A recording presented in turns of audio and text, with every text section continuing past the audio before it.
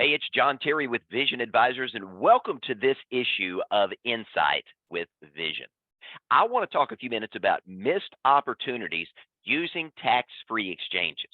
I'm talking about Internal Revenue Code Section 1035. Now, for those of you that may not be familiar with IRC Section 1035, what we refer to in the insurance industry as 1035 is a unique provision in the tax code that allows your client to exchange one type of life insurance policy or annuity for another. It allows them to first expand to their changing needs without losing what they've gained in an older contract. Maybe it's a husband and wife that needed life insurance while their kids were young and now they're grown and they got substantial assets. That life insurance policy isn't as important as it was in the past, and there's other needs they have. Maybe it's income, maybe it's long-term care, whatever it may be. You can repurpose those dollars and have an opportunity to not lose the gains they've already made inside of that policy by utilizing what's referred to as a 1035 exchange. And in doing so, it's going to allow that client number two to avoid the adverse tax consequences of having to surrender the policy, take the cash, potentially pay taxes on the gains, and then reinvest the money elsewhere. Now, the sad part is for new advisors and even for veteran producers, it's often overlooked, it's often underutilized because many advisors don't understand what policies are eligible for a 1035 exchange. So, this is the question I want to answer in the few minutes we've got together today in this edition of Insight with Vision. Let's start with life insurance. When we have an opportunity to utilize Section 1035 to do a exchange, a tax-free exchange, we can go from one life insurance policy to another. We can go from a life insurance policy to an endowment contract. Now, what is an endowment contract? Typically, that's a single premium life insurance solution. One premium and you're done. Life insurance can also be exchanged for a fixed or variable annuity. This is often missed. And life insurance can also be exchanged for a tax-qualified long-term care plan. Again, the last two, annuity and long-term care, these are often missed as exchange opportunities using life insurance. Now, a couple of caveats. The life insurance policy, if you're going from life to life, must be on the same person. If you're going from life to annuity or life to long-term care, same rule applies. I can't have dad with a life insurance policy and exchange it for an annuity for mom, as an example.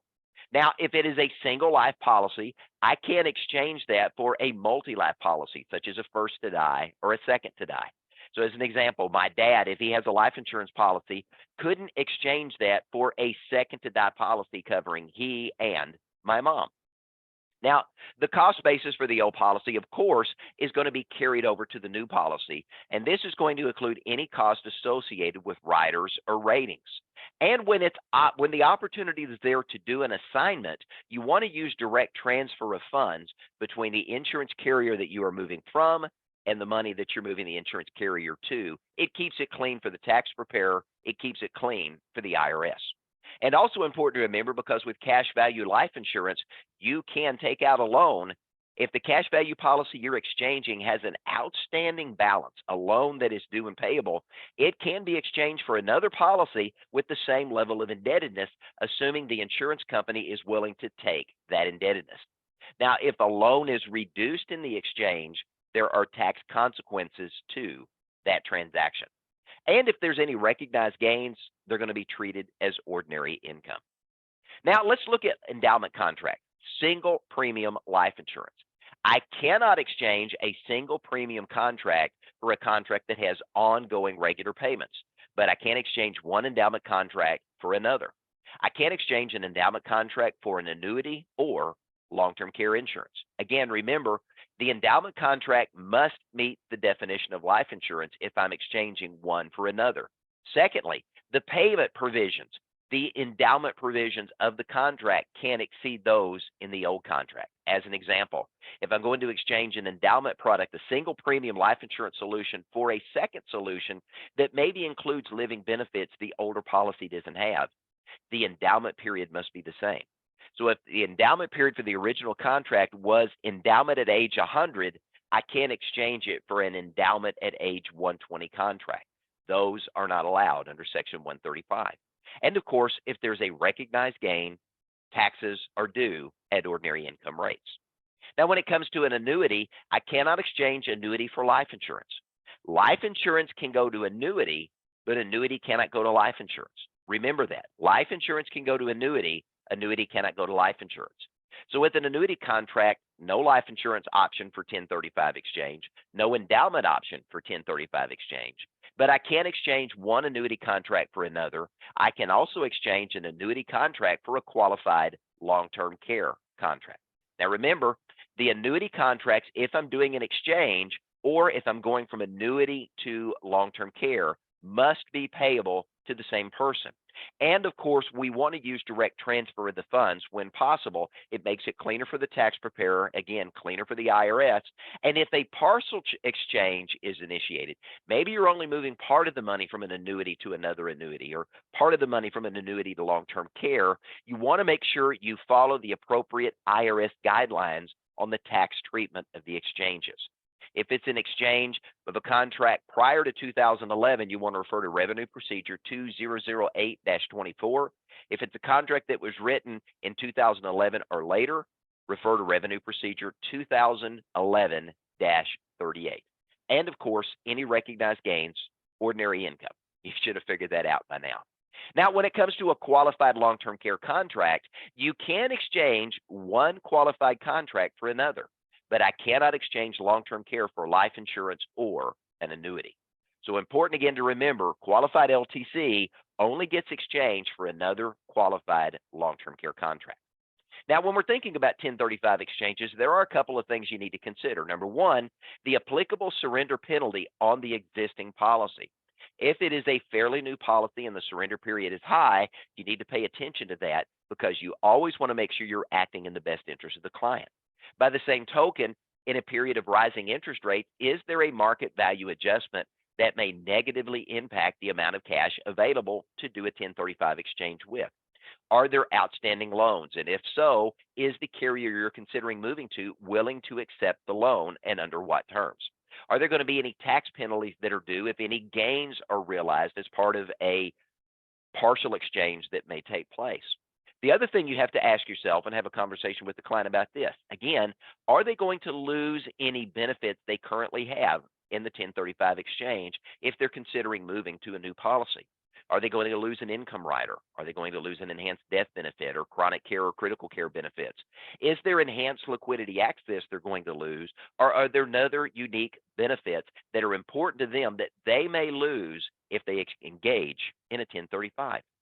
Now, you also need to consider the fact that if you're taking out a new contract, you're inviting that client to enter into a new surrender period. By the same token, there is now a new incontestability period, and there's a new suicide period if we're moving to life insurance. You may have new premiums that are available, and if you're moving from life insurance policy A to B, and the individual 7 years older, can they afford the increase in premium cost? Because as they get older, the cost of insurance rises. We also need to look at, are there adverse health issues that maybe the client didn't have when they took out the original policy that may now create a potential rating in the new policy? These are important things you want to consider, and any tax-free exchange that you have conversation with around your client needs to add value to the client. It needs to solve a problem to meet a need or to help them create a goal or an objective if their needs or their situation has changed. But I will say this, used powerfully, Section 1035, utilizing tax-free exchanges, can be a powerful tool in your toolbox. So I want to remind you, don't overlook these opportunities.